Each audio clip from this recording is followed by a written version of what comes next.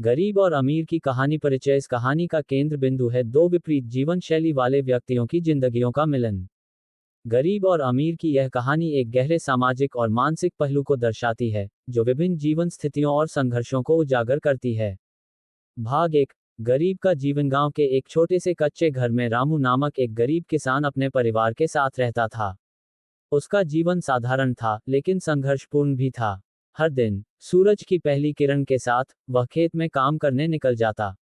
उसके पास सीमित संसाधन थे, लेकिन उसने कभी भी कठिनाइयों से हार मानना नहीं सीखा।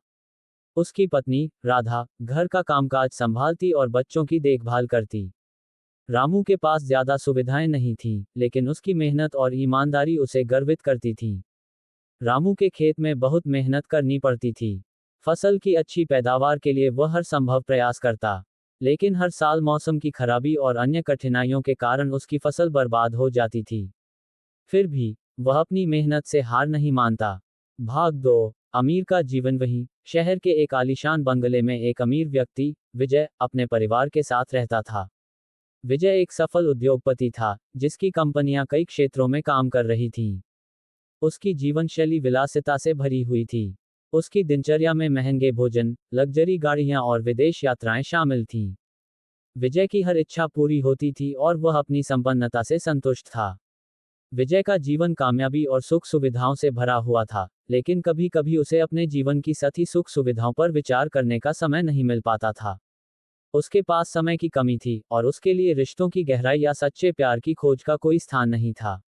भाग 3। दोनों की मुलाकात। एक दिन विजय की कंपनी ने एक नई परियोजना पर काम करने के लिए गांव में एक छोटे से सम्मेलन का आयोजन किया। विजय को वहां की परिस्थितियों और गांव के लोगों की समस्याओं को समझने के लिए भेजा गया। ये पहली बार था जब विजय ने गांव का वास्तविक जीवन देखा। गांव में पहुंचते ही विजय ने देखा कि रामू और उसके परिवार के पास बहुत कम साधन थे, लेकिन उनकी मेहनत और ईमानदारी ने उसे प्रभावित किया।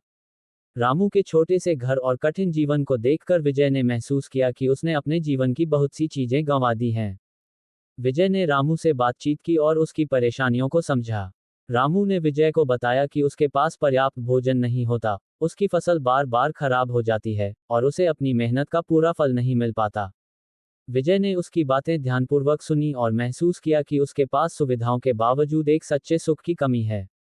भाग 4। बदलाव की शुरुआत। विजय ने रामू को मदद देने का निर्णय लिया। उसने अपने संसाधनों का उपयोग करके गांव के लोगों के लिए एक योजना बनाई। उसने एक नई तकनीक का निर्माण किया जो खेती को आसान बनाती थी। इसके साथ ही उसने गांव में शिक्षा और स्वास्थ्य सेवाओं के लिए भी संसाधन उपलब्ध कराए। विजय की सहायता से रामू की फसल की पैदावार में सुधार हुआ और उसकी आर्थिक स्थिति में भी सुधार आया।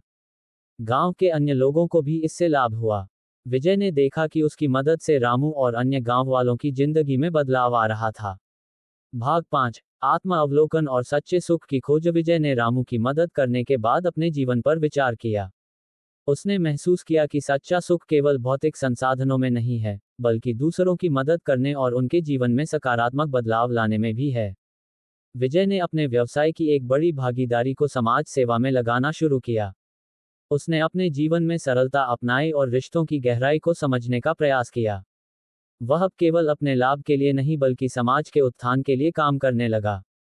निष्कर्ष। गरीब और अमीर की यह कहानी हमें यह सिखाती है कि भौतिक संपन्नता और साधनों से परे सच्चा सुख और संतोष मन की स्थिति पर निर्भर करता है।